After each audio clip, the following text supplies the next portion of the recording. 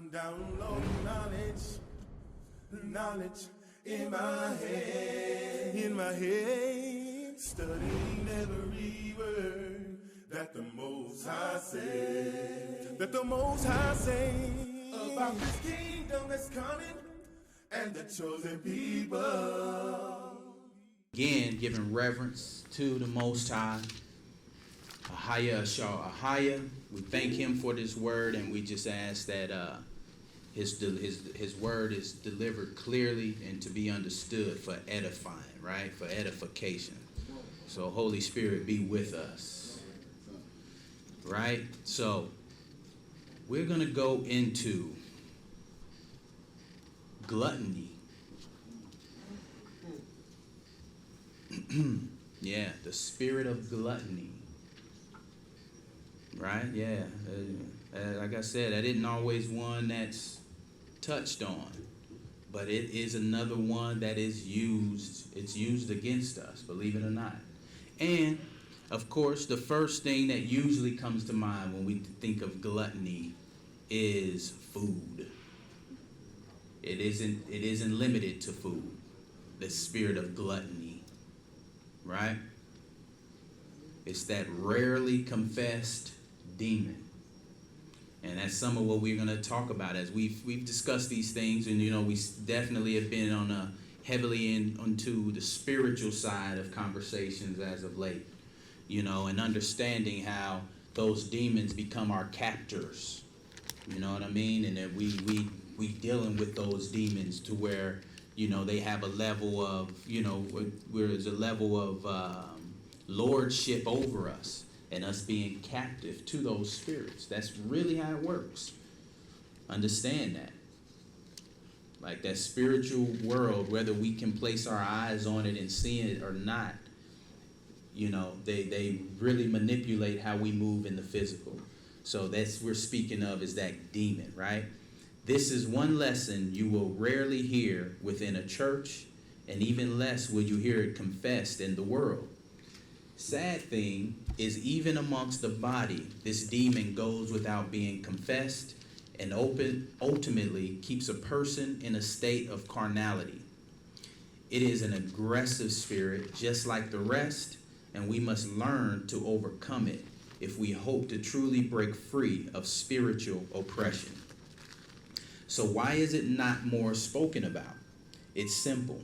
Most people in our modern day world struggle with this spirit, and amongst the poor, it's a massive issue due to it being a means of escaping our stressful lives. You know, being that we just live in a constant state of, you know, stressed and being oppressed, downtrodden, and trying, you know, just fighting from day to day, you know, to stay above water with different issues.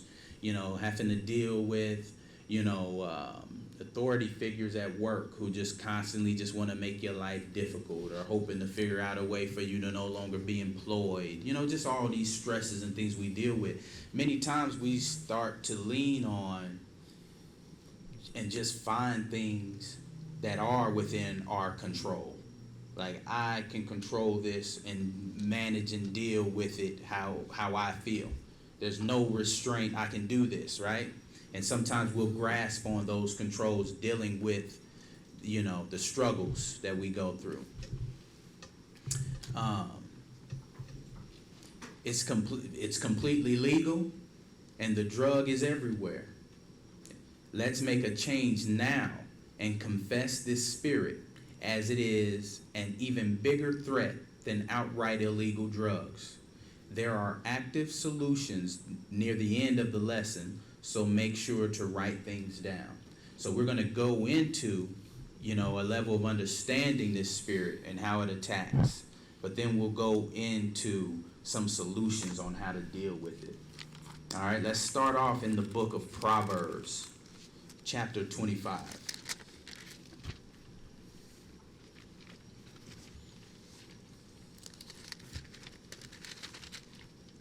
Book of Proverbs, chapter 25. We'll start at the 27th verse when you have it.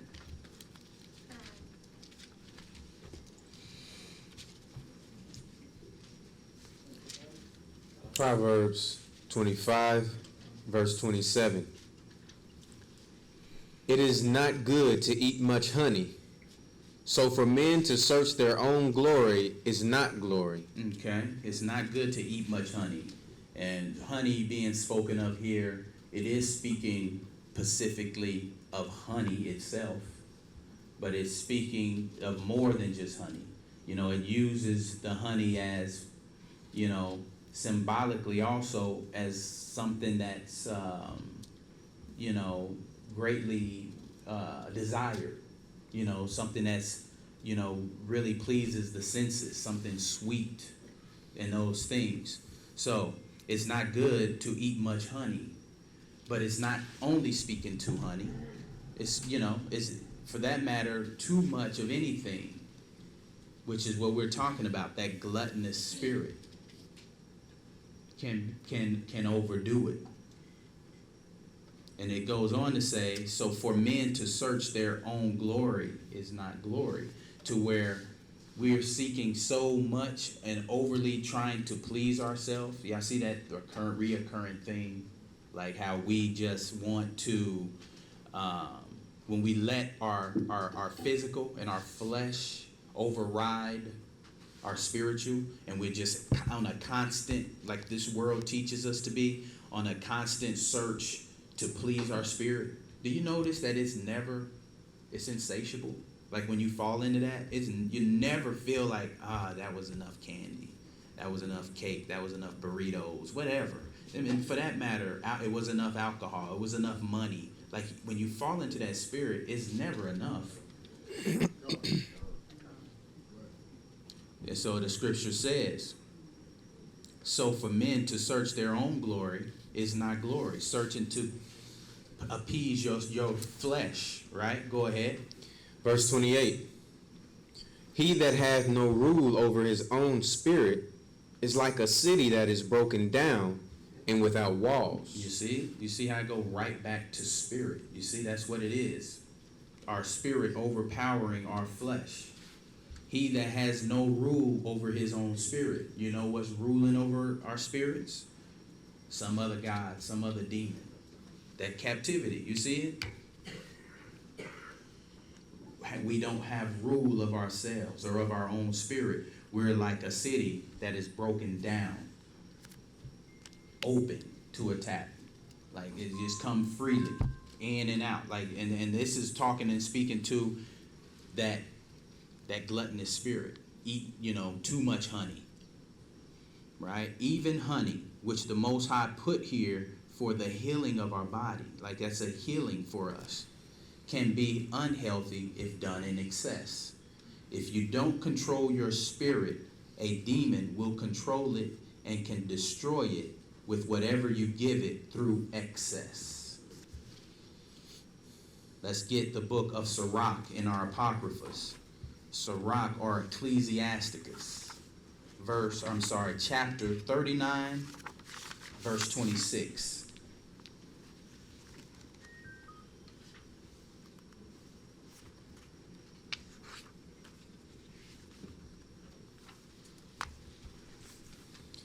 Ecclesiasticus, also known as Sirach,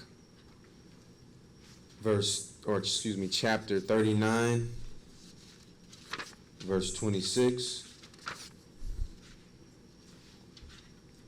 The principal things for the whole use of man's life. So the things that men need for their life, right, are water, fire, iron, and salt, flour of wheat, honey, milk, and the blood of the grape, and oil, and clothing. And you see even precepting from Proverbs where honey is mentioned in the things needed.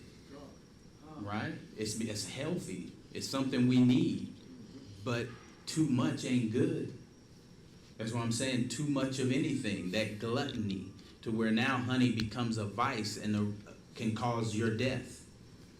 Right? So we're seeing water, fire, iron, salt, flour of wheat, honey, milk, and the blood of grape, and oil, and clothing. And speaking of these things, like, we know and understand these things, but as another, it's so easy for us, and I always throw it in when I'm speaking about these temptations, how food is just as much as one of those as any. Right? Verse 27.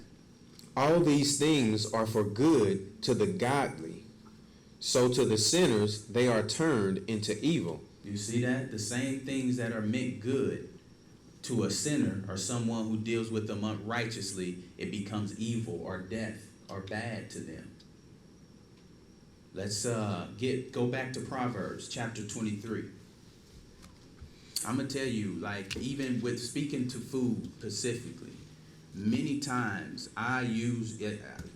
I'll use it as a gauge in my life. Like, when I find myself, and not just food, anything in excess.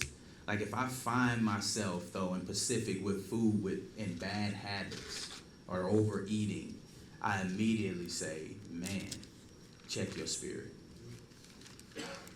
Check your spirit. Because that's when I can always see like a little bit of lag and like, yo, nah, tighten things up. Like, you overly indulge in your flesh. Right? Proverbs 23:17. Let not thine heart envy sinners, but be thou in the fear of the Most High all the day long. So it's saying don't envy the sinner. As a precept from Ecclesiasticus, where it says those things become death to the sinner. It's easy to look at those who overly indulge and have the things, and posting on social media about how they overly have this and partaking, so it's referring to saying not to envy the sinner, those who do unrighteously with the things that they need, but be thou in the fear of the Most High all the day long. Like, don't lust after or look at those things like, man, I want to partake in overindulgence. Like, you know what I'm saying? Y'all get me? Get where we at? Verse 18, right? For surely there is an end, and thine expectation shall not be cut off. Right. Verse 19. Hear thou, my son, and be wise, and guide thine heart in the way. Be not among wine-bibbers, among riotous eaters of flesh, for the drunkard and the glutton shall come to poverty, and drowsiness shall clothe a man with rags. And that riotous eating is just, overly anxious or overeating. And it even kind of speaks to it just being, anger. All these things can come from that, where it's talking about, and then it leads to poverty, and the drowsiness shall clothe a man with rags.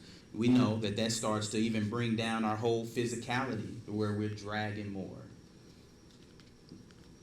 Whatever your sin is, you will spend your last dime on it to maintain it. We must not look at the things people in the world do and become jealous.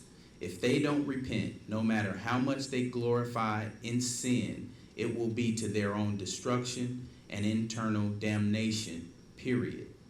Be careful to not hang around those who actively promote staying in any bad habit, as that may mean that you fall with them. Let's get 1 Corinthians. That's another thing we went into last week. Not dwelling with unbelievers in sinful situations, because you're setting yourself up to fall into those things as well. And I know, again, like I said, like, speaking on these things, and a lot of the overtones are concerning food. But I'm telling you, it's bigger than food, because this spirit becomes our, the overtone to how we approach everything. It spills over into all we do. It's those things that like feed the spirit of selfishness. Where you don't want to share things, and not just food. Like, we become selfish and only concerned for ourselves and not concerned about no one else. It keeps us quiet to where we learn how to hide a spirit. Like we don't want to talk about nothing. Like we can be dealing with something and have demons killing us. In all different facets of life in different places. But this, this demon of gluttony, because stuff be just bigger than just that little situation we want to talk about. But we dealing with that, which comes with this whole hoard to myself. These are my things.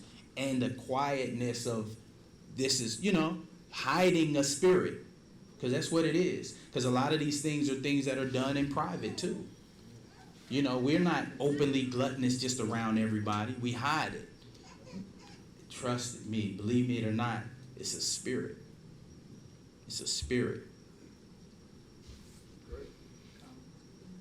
1 Corinthians chapter 6, verse 19. What? Know ye not that your body is the temple of the Holy Spirit, which is in you, which ye have of the Most High, and ye are not your own? You have your temple in your body. The Most High created you. You not your own. Us knowing that. We are the temple of the Most High. Read. Verse 20. For ye are bought with a price. Therefore, glorify the Most High in your body and in your spirit, which are the Most High's. You glorify the Father also by how you maintain the temple he left you in charge of, which is no different than the honor given to the Levitical priest who were diligent in keeping the temple in Jerusalem in order. The same way that all the different priests were assigned different tasks of keeping this vessel clean and shine the candles sticks and so forth, and have each play everything in its exact place in order, how the Most High lined it out line by line pacifically. We are now that temple to furnish, right? And to keep clean. Like, that's not a light thing. Those are the things that, make it easier for the Most High to dwell with us and in us. Those many times we'll take those little habits or little situations light, but it's all spiritual. It's all spiritual. Let's get Deuteronomy 32. And I put the emphasis on it being spiritual, just saying like it has an effect on our entire life and other things. These are things we can work on little by little, just like everything else. Deuteronomy chapter 32, verse 9. For the Most High's portion is his people. Jacob is the lot of his inheritance. He found him in a desert land and in the waste howling wilderness.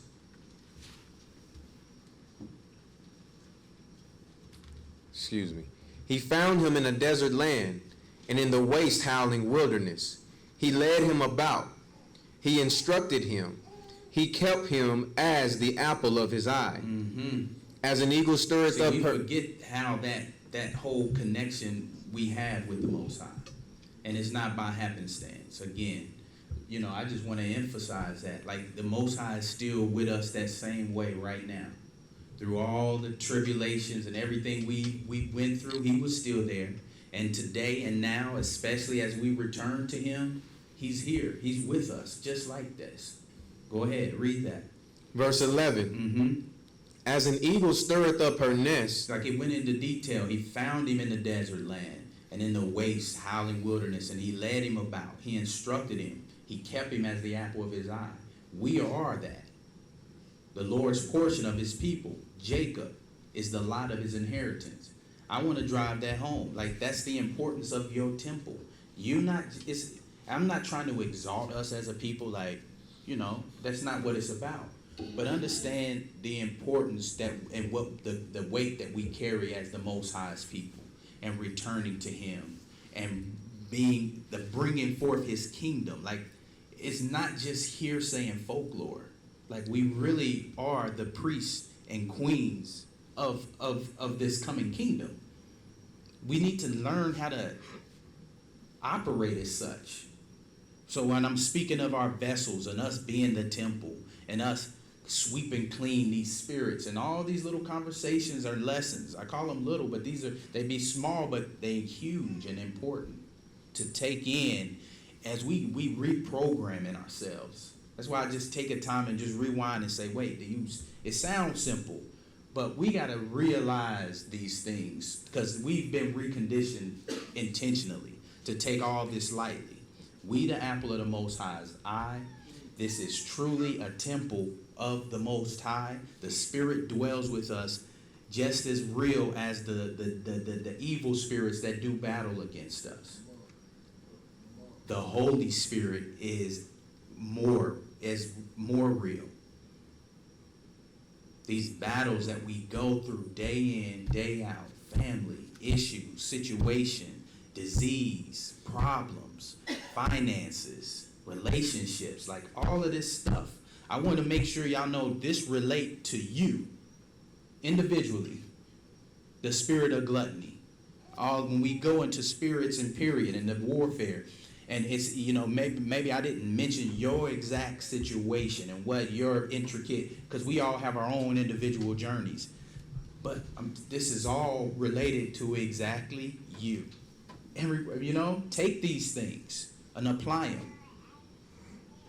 The issues that we do deal with, this is what we attacking. We addressing them.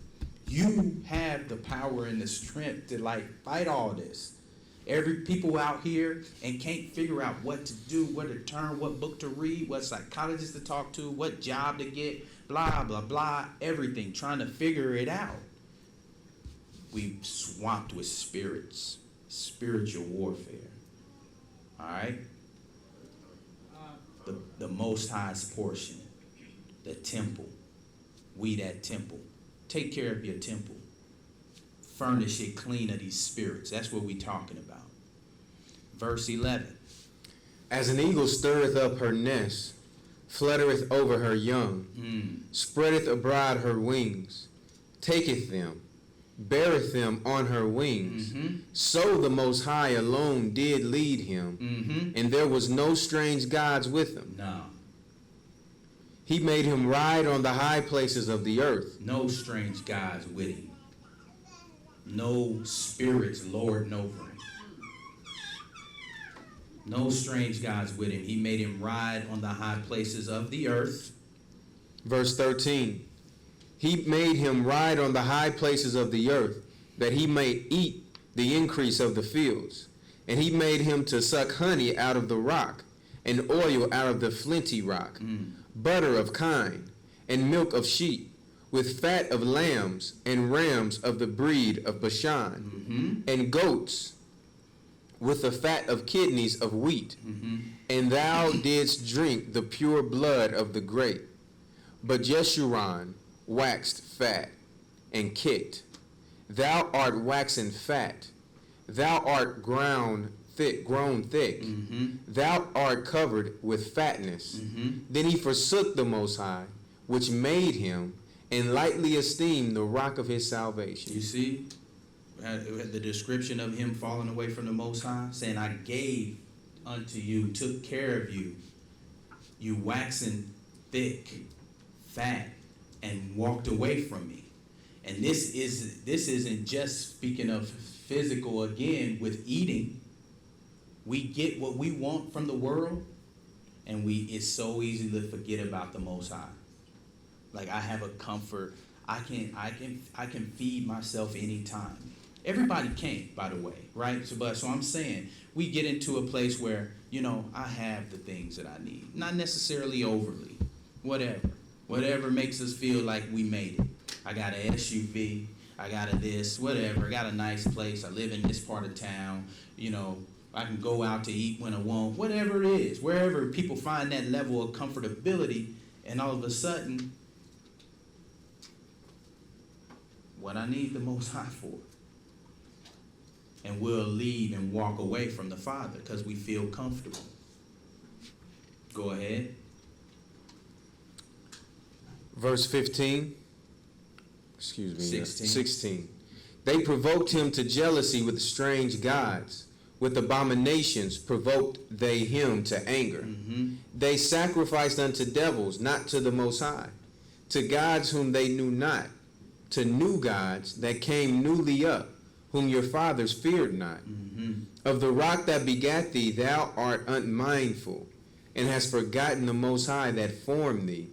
And when the Most High saw it, he abhorred them because of the provoking of his sons and of his daughters.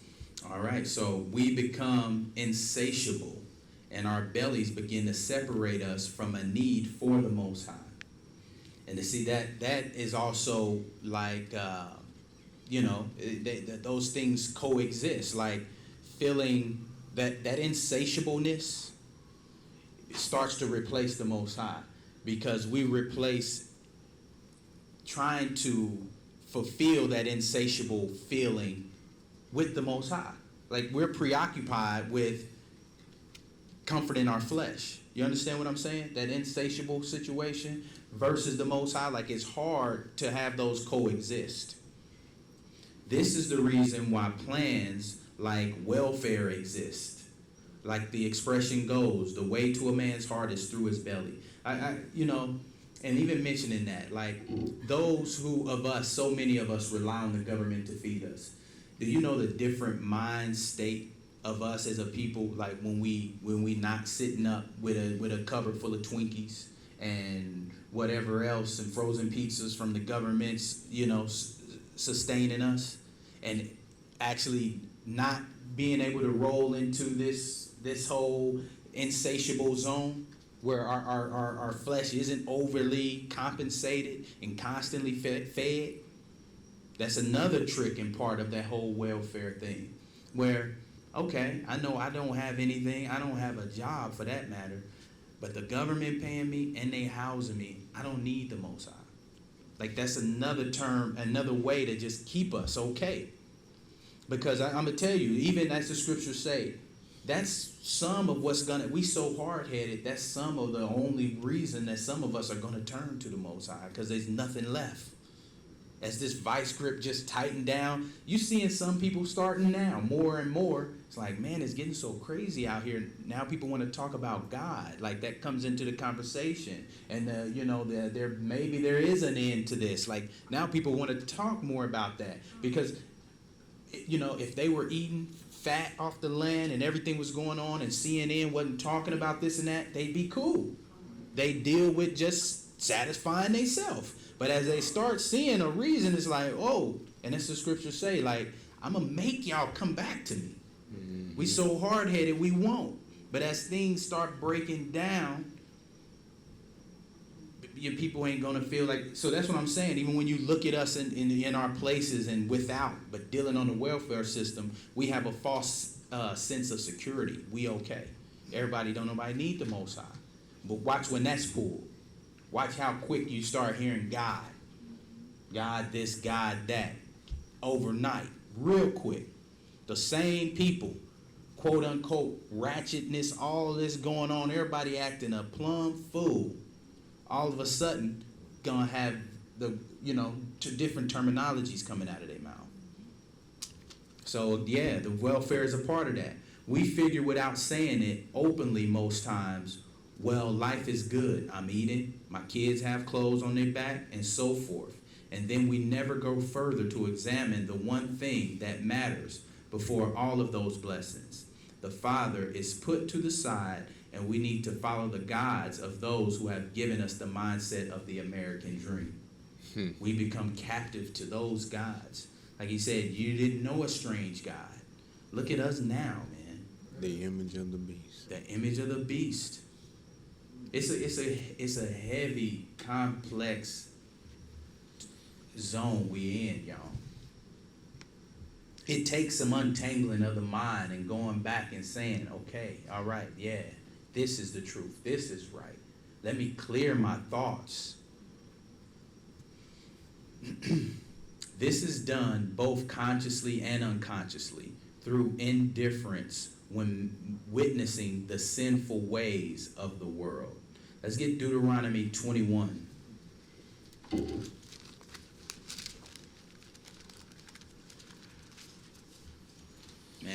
attacked at every end spiritually.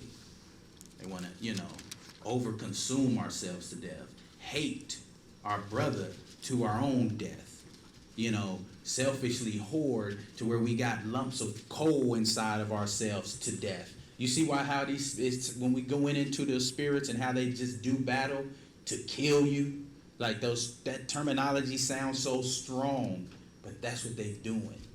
Like they taking us up out of here. Death, not only physically, spiritually as well. Deuteronomy 21, verse 18. If a man have a stubborn and rebellious son, which will not obey the voice of his father or the voice of his mother, and that, when they have chastened him, will not hearken unto them, then shall his father and his mother lay hold on him, and bring him out unto the elders of the city, and unto the gate of his place. And they shall say unto the elders of his city, This our son is stubborn and rebellious. He will not obey our voice. He is a glutton and a drunkard. And all the men of his city shall stone him with stones, that he die. So shalt thou put evil away from among you, and all Israel shall hear and fear. Putting all evil away, that glutton, that selfishness, that do you know how wide rampant that is amongst us as a people? So here we are looking at us in a righteous setting, in a righteous kingdom, where they're like, this dude is a glutton. He out for dolo. He don't care about nothing but himself. He got to get out from amongst us. That's not how we operate. That's how we are right now, to a T.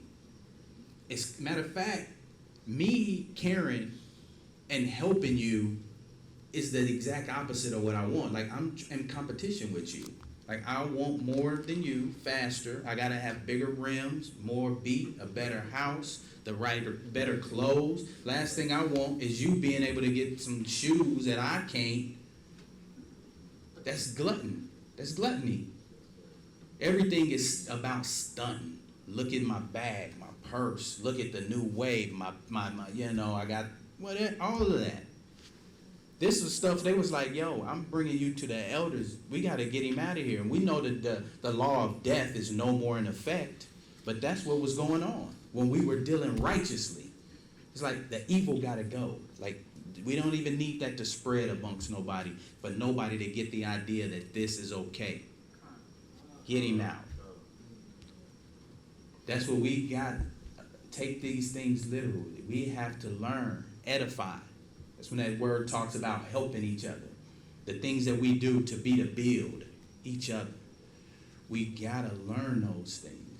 Do y'all see what's going on in this world? Y'all know we gonna, you might find yourself in a place where all you got is some of the people you looking at. Being able to have patience and sacrifice and love for the other. I know these ideas sound a little crazy.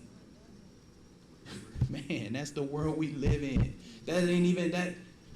Half of the things that are set up that are actually supposed to be to help nowadays are just tricks. That don't really exist in this world. Non-profits and all this stuff, people just milking them for their own purposes. There's no true help. Nobody really, really, truly cares about the other. Everybody wants the leg up to have the better car, the better, whatever it is. I need to have it. That's that gluttony. That's what I'm saying. It's not just about food. That's the first thing that comes to mind. But that's that glutton, that me, that selfish. We have to learn to love each other. Hold my tongue, even though I somebody just offended me, and have some understanding. Man, that person didn't know better from what they saying to me. It's okay. Talk to them, come back to them later, and maybe help them figure it out. Versus, just checking somebody right off the rip, feeling away, getting a bad attitude. taking care of each other, loving each other, patience. That's the opposite of gluttony. Y'all get me? We gotta actually put these things into action, though. It's not enough just to hear the lessons. We're not gonna be a change overnight, but these are things we gotta say, man, I'm gonna start actually doing that. I'm gonna do that. Maybe not every single time I make an action in my life, but I got one idea. Let's start there. I'm gonna do that for this situation. I'm gonna stop doing so and so when this happened in this situation, and I'm gonna make sure this is the righteous thing to do. That's for us. Whatever. I'm just saying, implement it. Put these things into action. Where we at? Sirach. Let's get it. We're going to the book of Sirach, Ecclesiasticus, chapter 31. He said, this guy is gluttonous. Let's get him out of here. Just like the law stated, death was required for a glutton and drunkard. So the Father did the same to us with his children, as his children, because we refuse to change our ways, and we still die way before our time because of our own foolishness. See what I'm saying? That death is real. Strong words, but true. We go into Sirach 31, chapter 31, verse 19. Ecclesiasticus, also known as Sirach, chapter 31, verse 19. A very little is sufficient for a man well nurtured, and he fetches not his wind short upon his bed. Not being short of wind. Sound sleep cometh of moderate eating. These are the things, the health, like we were even talking about, not being able to sleep, dealing with spirits, insomnia, or whatever, and those different things we were talking about. That health and well-being and goodness that comes from treating your temple right. You won't find yourself short of breath. You'll get those sound sleeps with less time. You won't need a 10 or 12-hour night sleep to feel restored when you're taking care of yourself. Sound sleep cometh with moderate eating. Go ahead. Verse 20. Sound sleep cometh of moderate sleeping. He riseth early. Moderate eating, right? Moderate eating. He riseth early, and his wits are with him. But the pain of watching and choler and pains of the belly are with an unsatiable man. See that unsatiableness. The pain of watching and choler. That's talking about anger. Selfish. You see the spirits? It's more. Being insatiable. The pain of the belly. Feeling like you need more. Trying to cure that desire. Watching. Seeing what others are doing. Right? They got this much. And how can, that competition. The same thing we're talking about. Pains of the belly are with an unsatiable man. It's not saying these are things that are with a man who doesn't have enough or didn't get enough to eat. It's saying somebody who just don't feel like they can ever get enough. They're never satisfied, insatiable. Go ahead. Verse 21. And if thou hast been forced to eat, arise, go forth, vomit, and thou shalt have rest. My son. Overeating is not good for you. That's what we read. Somebody force you to eat, throw it out. Go ahead. Verse 22. My son, hear me, despise me not, and at the last thou shalt find as I told thee, in all thy works be quick, so shall there no sickness come unto thee. Staying healthy and without sickness. If you are experiencing issues with breathing in your sleep, or maybe even demonic attacks, it may be from your eating habits as well. Also, constant pains in your belly can be a sign as well, as opposed to, of course, some type of food poisoning. Too much eating can cause a lot of unhealthy bacteria to grow, and evil spirits cleave to a body when it's in a state of unbalance. You know, quite honestly, most sickness in general comes from food sitting in your body not being able to move through because we overly consume it. We clog up these systems and things in our body when we eat incorrectly and too much. That's when you have the unhealthy bacteria, things sitting in place for long periods of time because your system isn't working correctly. You got food inside of us rotting and becoming, death right up inside of us from how we're eating.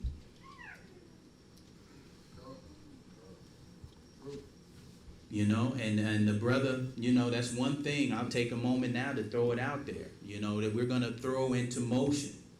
Thanks to the brother, he's got some ideas where we're going to start using, more than likely, or, we'll find a way to communicate it. But, start setting up some things or some where we can join in together and learn some healthy habits. Take a 7-day challenge of, drinking a gallon of water every day, or in our certain level of intake, or how much food, or a level of activity, these different things, because we are that temple. Some importance goes into that. Like the scriptures say, we were bought for a price. Like we are not of our own. We have something. We are taking stewardship over this. Let's get the book of Luke. And this just leaves us more vulnerable for spiritual attacks. Now we feeling sluggish. It makes us become a sluggard. Now we lazier. Here come that spirit. Here come the spirit of feeling a certain way about somebody who, may be more active. Now I'm, hate, like all these things, division, and lack of communication, shutting down, hiding the spirit and different things we going through. We going to Luke 15, the book of Luke, chapter 15.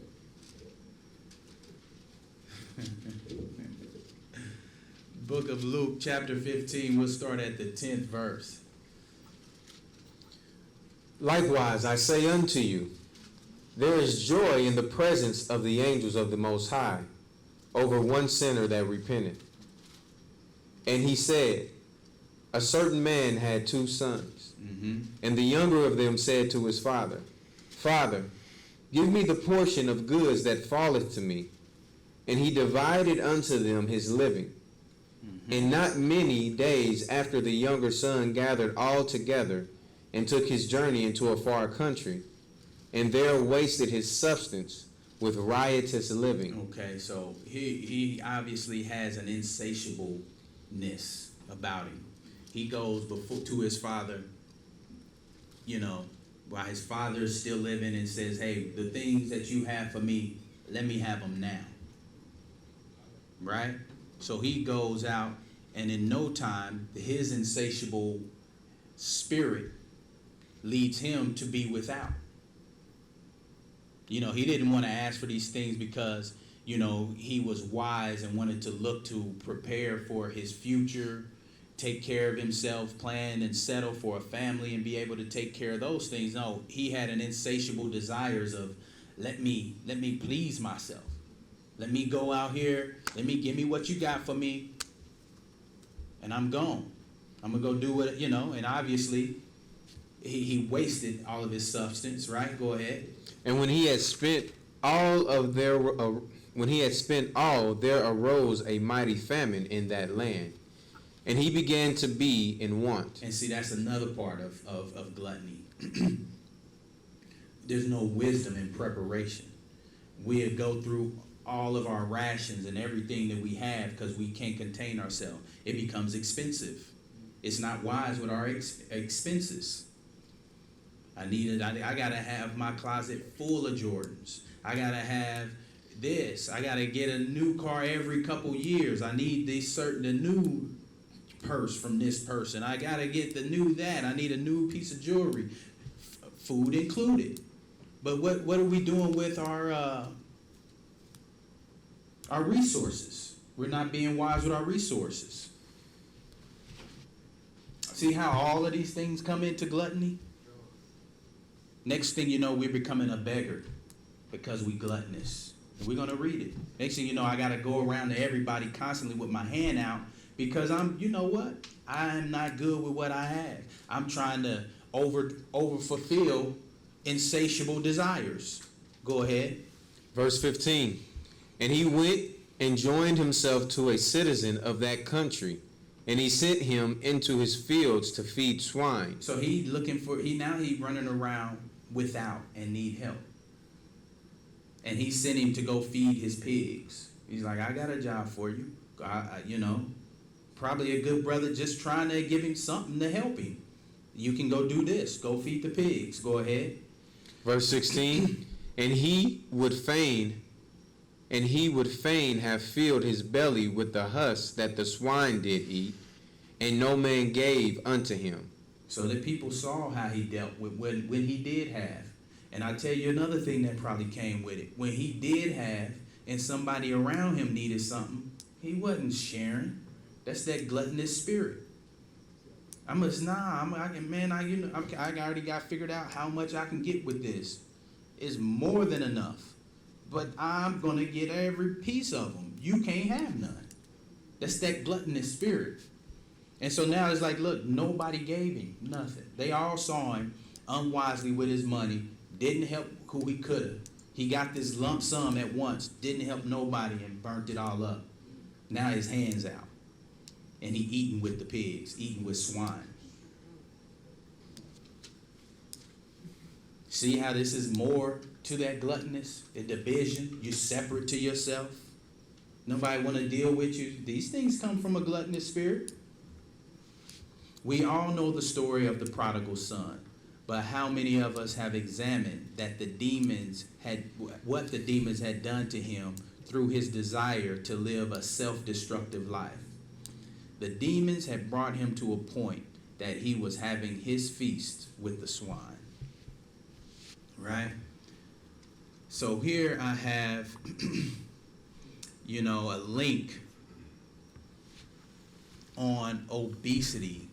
It's called Obesity Action. I'm just going to read through it here. Well, here, let me see.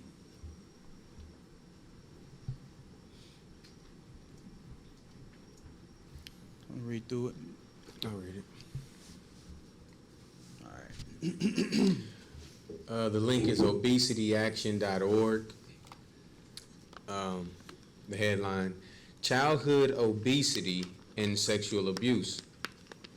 The association between childhood obesity and sexual abuse is strongest in extremely obese children and adults. It is let me say, too, right off before we even really go into it, how even the world is linking these two things together. This isn't the only way things are, link with, for that matter, sexual abuse. But I want to point out how it's spiritual, even from their diagnosis of the world and how they're linking things up. It isn't a pleasant conversation at all when we start to speak about these things, and especially the sexual abuse, because especially in this day and time, it is overwhelmingly prevalent. It's very prevalent, and it's spiritual. It's very spiritual, and many what happens when these things, whether these are people's intentions or not, because many times it's the intention. People go into these situations of molestation and abuse intentionally and knowing the spiritual ramifications concerning it. Like that's even a part of these rituals when they take children. But it's very spiritual, and we are imparting spirits in that action. So I'm just saying how even as this speaks to them and correlates them, it's spiritual. Go ahead and read that. The association between childhood obesity and sexual abuse is strongest in extremely obese children and adults. It is generally thought that extreme obesity is rare. However, it affects 9 million adults and 2 million children in the U.S. The statistics for child sexual abuse are just as alarming. The CDC reports that approximately 1 in 6 boys and 1 in 4 girls are sexually abused before the age of 18. I would venture to say I hope it's less, but this is the world we live in. Like more and more conversations I'm talking about in my personal life, of our children being absolutely confused. In every manner, but in this realm of sexuality, man, the things that we're talking about, these weapons and how they're putting these things out there in the media, and I'm gonna tell you, it won't be long before it's actually starting, where they're gonna be, implementing things to protect the child predators, the same way they protect in all the kinds of sexualities, and placing the craziest of things and ideas of covering the sex changes and all of these things in insurance, things that people really need, people got to fight to try to get taken care of, but they've, made it legal and made it a part of the insurance situation, where if you go to them, your insurance providers, like that's totally covered. Your sex change is covered. I'm just speaking to that heightened, and this is spiritual, you know what I'm saying? Understand that. Like this is spiritual warfare. But I'm saying there's gonna come a time, and it's probably, we'll be seeing it. It's starting to where they're gonna start protecting the molesters and all these different things, and the pedophiles. It's written in their books. They do it behind closed doors already. Go ahead. In 2005, the U.S. Department of Health and Human Services reported that 83,600 children were sexually abused. Sadly, extremely obese children who have histories of sexual abuse may be more common than we think. The link between child sexual abuse and obesity. One explanation for weight gain in those with a history of child sexual abuse is binge eating disorder, also known as BED or BED. BED is at least 6 times more common in obese people and 3 to 4 times more common in obese people who report a history of childhood sexual abuse. That's the spirit. When you'll sit down and gorge yourself unsatiably and at one sitting, to where afterwards you can't believe what you just did. Spiritual. That's a spirit. Go ahead. The effects of We child... don't talk about these things a lot, but we got to talk about these. These are spiritual attacks on us. Like, we got to see them so that now we can look at them and say, I know what this is. I identify it. I got to keep you at bay. You got to go with the rest of them. That we can't let that spirit sit covered up and just tuck him away. Like, go ahead. The effects of child sexual abuse, poor self-esteem, poor body image, impulsive behavior, and drug abuse are common predictors of the binge eating and obesity. That is, compulsive eating may be one way to manage the depression related to child sexual abuse. Findings also suggest that clinicians should consider the influences that variation in race and ethnicity may have in the relationship between child sexual abuse and obesity. For example, one study found that Black women often experience difficulty asking for emotional support.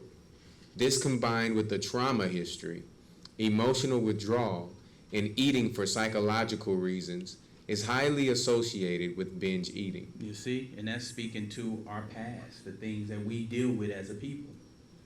And this is the so-called the world, saying we have problems learning how to get emotional support, or how to speak, how to uncover, how to confess our situation and talk about things. hiding the demon. You see with that? Hiding the demon because of our traumatic history, emotional withdrawal, because of how we live. When we just going into that through the lesson, talking about how, because of our traumatic history, like many times, these are some things that we actually can control. Like, I got boxes of cereal. I got, we can deal with what we can and can have control of. And so then when that becomes something that we fully have control of, which ain't much, we find some solace in being able to deal with that however we choose. Go ahead. Can I say too that this is something that sometimes is a vice that is socially acceptable, but yet it's still a spirit that's moving us in that way. Where did I leave off? Right there. Other factors in the connection between child sexual abuse and obesity, along with eating disorders, might include a desire to desexualize, to protect against further abuse, as well as a range of psychiatric conditions, depression, anxiety, sleep disturbances, physical complaints, phobic reactions, low self-esteem, suicidal feelings, and substance abuse. Child sexual abuse and its effects on obesity treatments. Given the number of links between child sexual abuse and obesity, a thorough psychological assessment is necessary, including questions that assess for eating disorder, post-traumatic stress disorder, depression, substance abuse, and a history of childhood abuse. Once an assessment is complete, an appropriate treatment plan is determined. Whenever possible, all factors are treated simultaneously, but often the issues that are most debilitating to the individual must be addressed first, such as thoughts of suicide, substance abuse, and or post-traumatic stress syndrome. After acute problems are addressed, child sexual abuse and related long-standing issues can be addressed. The treatment of obesity remains difficult, and the success of weight loss programs is limited. Failure to recognize that obesity may be a coping strategy for those with child sexual abuse histories might explain the failure of their interventions.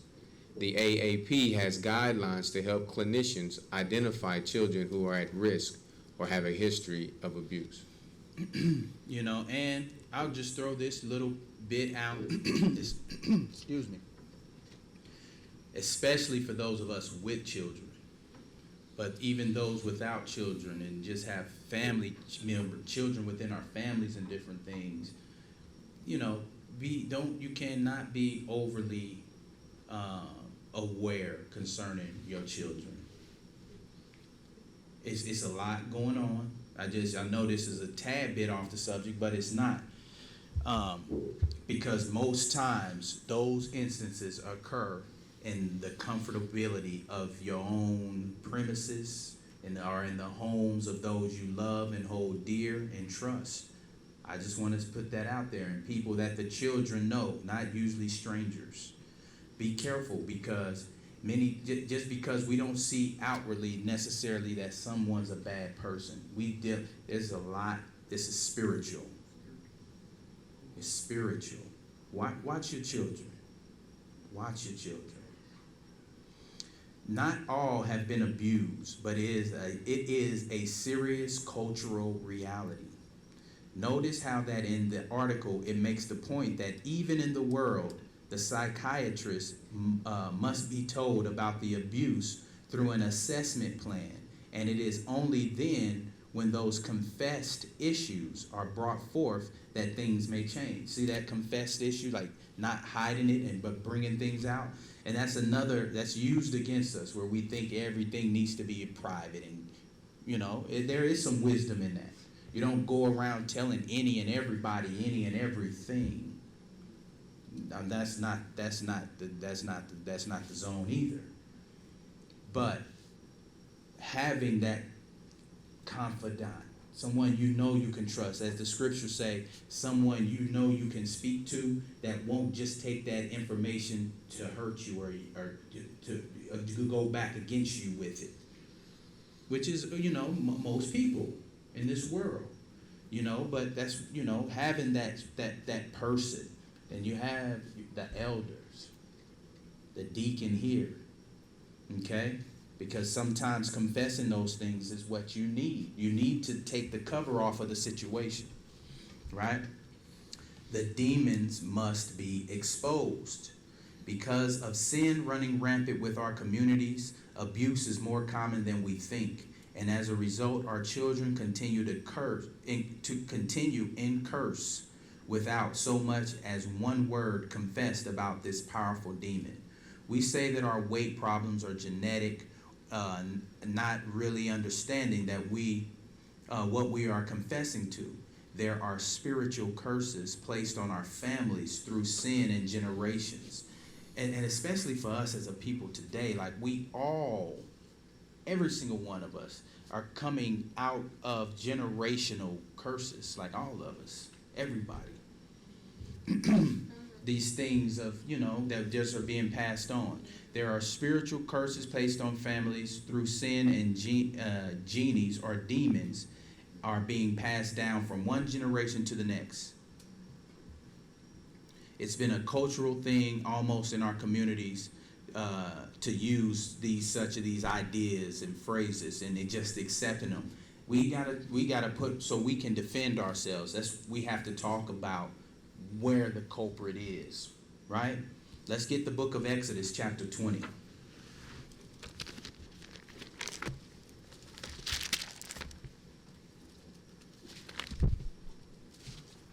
Exodus chapter 20, verse 3.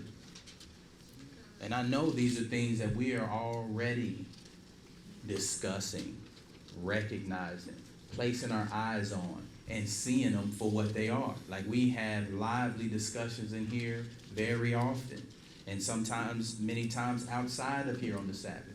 Everyone's talking about taking their health back, having dominion over our temple, what we should and shouldn't eat, how we should eat.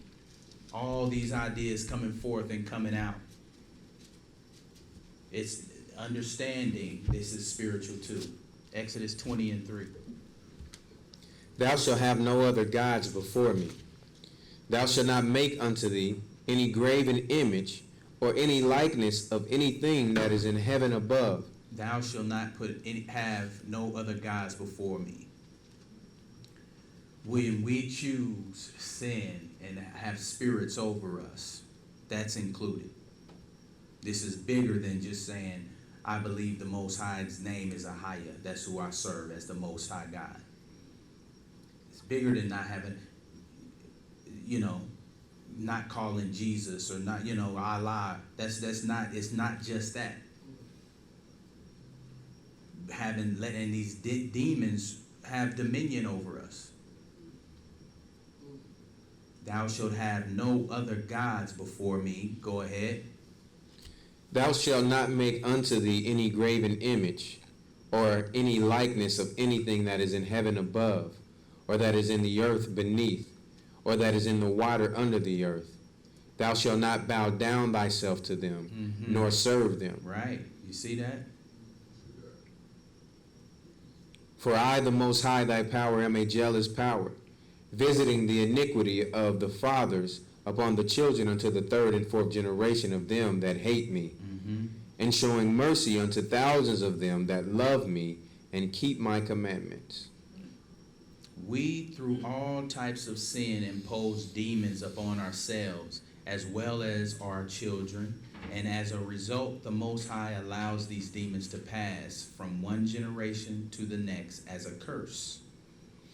This is a major issue. I know I've mentioned this before, like when I'll use alcoholism. The reason why we'll see that as a generational thing coming down from generation from one to the other is because this demon and this spirit has direct access to your home or to the home. So, we're automatically vulnerable and accessible. And so it's easy for that spirit to take hold. We don't have to just accept something just because, the generation before us dealt with it. We have to see it for what it is and remove it from us. This is a major issue we miss in understanding this, though. There are gods attached to every sin you are dealing with, including gluttony, and you become their servant, placing you in a state of hatred and rebellion against the Most High. You want to read that? All right. There's a link that I'm going to be reading from concerning some of these spirits that are attached to these sinful behaviors. Mm-hmm. One in particular called adiphagia. And again, this is from the world. This is just recognized by, the scholars and so forth of the world. That's why I think this is from Wikipedia. It is the Greek goddess of gluttony. It appears... They have a goddess that they outright worship. The god of gluttony. We know when they give them they call them the gods or the goddesses and Zeus and so forth, so on, and the saints and all these different idols. They're true gods, and they're the spirit, these evil spirits. And they get this terminology God because they lord over people. People who are captive to them. Go ahead. Its appearance was portrayed as a morbidly obese woman. The lore is that she had a temple in Sicily and is associated with the goddess Demeter. Even though her name means gluttony, experts believe she was really worshipped as a goddess of prosperity or abundance. You see how that goes hand in hand? And that temple for her is still there. That temple is still in Sicily for this goddess that has been worshipped over centuries. And you see how gluttony, and this is from the world, saying experts believe she was really worshipped. You see, this is real history, right? Experts believe that she was really outwardly worshipped as a goddess of prosperity and abundance. You see the selfish, you see how it's more. So were you saying something? Even though her name literally means gluttony. Gluttony. A goddess, they still have a statue of her that they worship. Is that it? Her powers were she would possibly cause people to overeat and become obese. Defense against her would possibly be exercise or moderate eating. So they acknowledge not only that the spirit exists, but that it has a name, which means gluttony. Doesn't take much to really figure this out. There's little information on this particular guide, probably for the same reason very few speak on the issues of gluttony itself. But maybe you have heard of our next mentioned one. So here's another guide here. You want to read that? Dionysus. Mm-hmm. Dionysus was the Greek god of wine, parties, festivals, celebrations, madness, chaos, drunkenness, and ecstasy. He therefore represents not only the intoxicating power of wine, but also its social and beneficent influences, which led him to be viewed as the promoter of civilization and lover of peace. He is often represented as the protector of those who do not belong to conventional society, and therefore symbolizes everything which is chaotic, dangerous, and unexpected, which can only be attributed to the unforeseeable actions of the gods. Dionysus was not only the god of wine, but also of theater.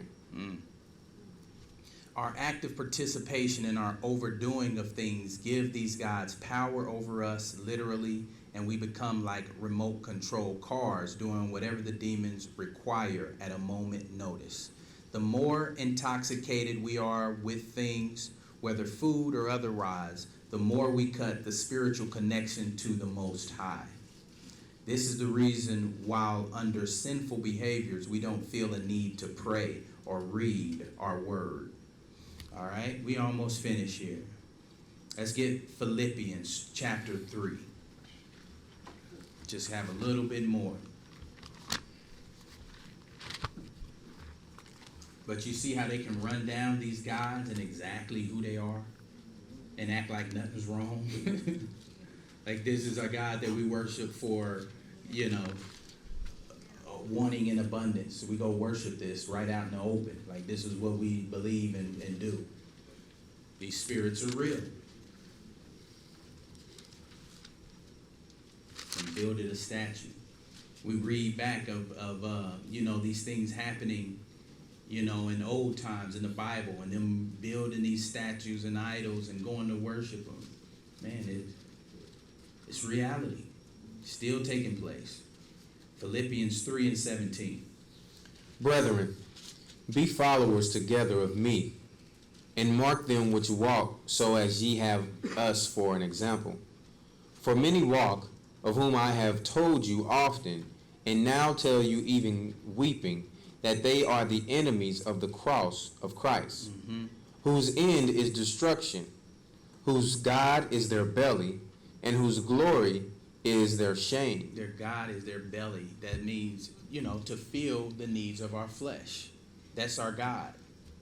That insatiableness. Constantly making sure that self, has more than it can contain. Go ahead. Verse 19. Whose God is their belly, and whose glory is in their shame, who mind earthly things. For our conversation is in heaven, from whence also we look for the Savior, the Lord Yeshua Christ. All right. Our flesh must not rule over us. Our God cannot be our belly. And remember, that's not just talking about food. We're talking about our flesh, just pleasing whatever it is, having to get what we need, to appear a certain way. That's feeding our belly. Making sure that I'm the most Hebrewed out. Like all of that. And it ain't all just out in the world either. We got to watch ourselves here. As it's all of those things to where we, our actions aren't just to lift up ourselves or take care of our flesh. Our flesh must not rule over us. We must learn not to try to glorify our weaknesses, but overcome them. Our consciences condemn us and we ignore them. We are told plainly that we need to back away from our destructive habits, such as food, and instead we drown out our conscience. All that is left is a guilty thought like, I can't believe I ate all of that, and we shut those things down in order to go through it all over again. So the question, like I said from the beginning, ideas and what can we do, right, to combat this? So number one, that confession, our faults, reveal the spirit, reveal it, see it, place eyes on it, and not like it. Like we can't take care of it. That's what we get into the mood of the things that we love and care for and want to deal with. We'll cater to it. We'll tuck it away. Make sure my sister, my mom don't see this. Like my friend, my homegirl, nobody can see this. This is for me. I'm going to keep it. Like Satan got to be revealed. So the number one thing, go to the elders of the church and confess your faults and discuss a plan of attack to overcome the things that cause the backsliding. Get James chapter 5.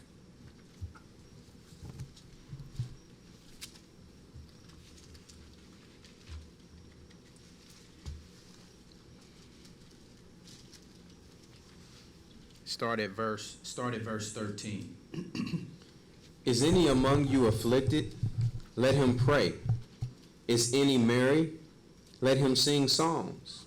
Is any sick among you? Let him call for the elders of the church, and let them pray over him, anointing him with oil in the name of the Most High. And the prayer of faith shall save the sick, and the Lord shall raise him up.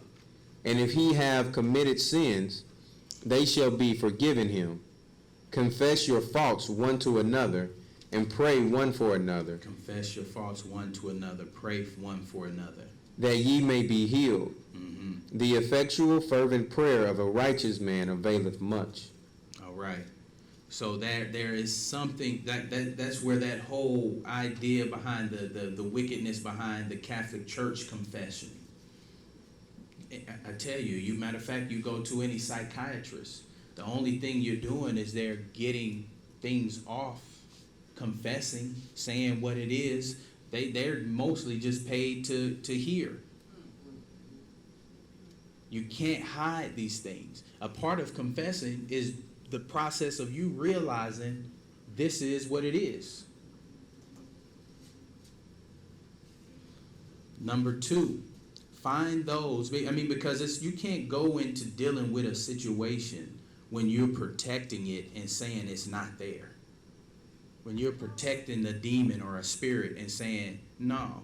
When in your mind, in your consciousness, when you really, with the truth of yourself, you know it's there.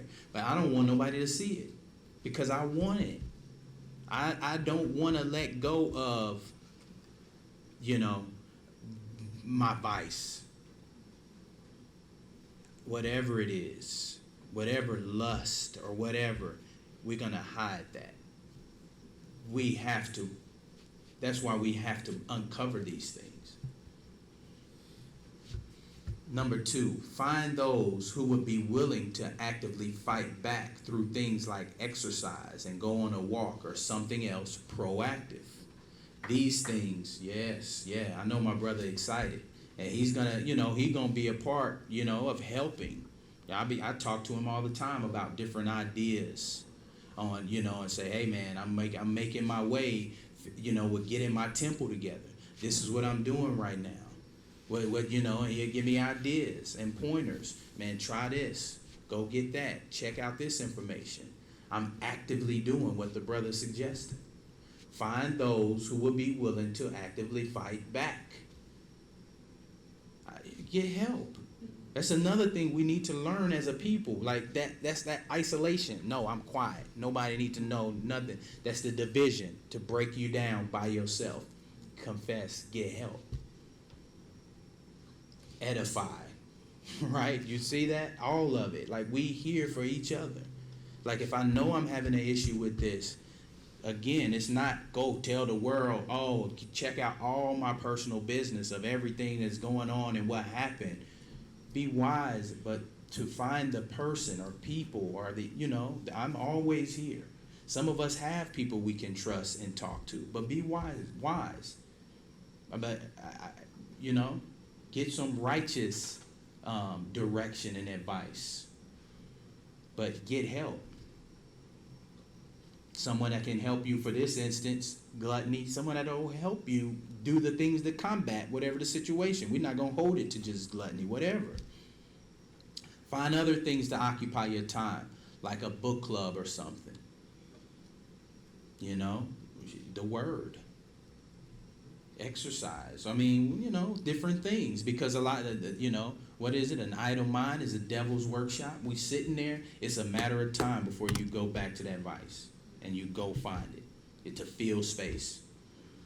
I ain't got nothing to do. I know what I love. Homie on your shoulder gonna make sure you know. You're like, I got an idea. Ding, ding, ding, ding, ding. Let's go over to homeboy house and cut up. Whatever, whatever people we deal with. Keep yourself busy with the different things. Number 4, set up a schedule to fast. That way you are more organized with it and put it in place where you will see it and be reminded. That is a huge check, a self-check. And I'm going to do better with communicating. I've started that fast every Tuesday where we discussed as a church. I'm going to do better. I know some of you are doing it.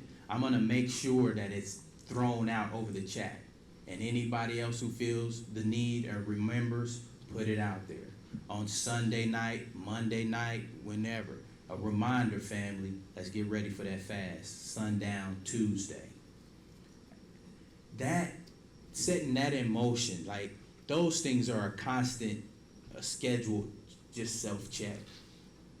Because everything that's trying to pull on you, you recognize more than not eating. Because you tune it into your spirit. You're letting your spirit lord over you, which is what we need to do every day, 7 days a week, but especially during that time. Sorry we went so long, my sister. So yeah, I'm gonna try to do better myself with reminding. But anybody, jump in on that chat. Say no. As simple as it sounds, I'm gonna read through these. We almost finished. Just say no. As simple as it sounds, it can be very hard, but the more you are able to do so, the easier it will get. Turn and walk away in the opposite direction. Number 6, when visiting others who you know have a similar problem, bring your own healthy alternative and notify the person prior so that it's on record what you are attempting to do, and for your own accountability also, so not to offend a person. You see this? You're talking about it. It ain't hid. Like, yo, this is what I'm doing, that accountability. See, it's easy to come around somebody and keep doing the same thing if you ain't at least verbalized it once. You verbalized it once, even in your mind, you're like, man, this dude, no, I already said I'm trying not to do this, and I'm doing it every day in front of him. Like, that helps. But when you keep it quiet, tucked away, you see what I'm saying? That's why that whole division and the communication will break down, because it's like, nobody can know. I don't want nobody to say nothing to me about this. I know it's wrong. I'm tucking it away. It's mine to keep. No. Amen. It's not saying you're going to be perfect with it. All right? But, all right, we're going to move on. The most important of all is to always pray. And if need be, set alarms to make sure you don't forget. It's talking about praying. That's huge. Deal with working prayer into your life, just period, as you walk around.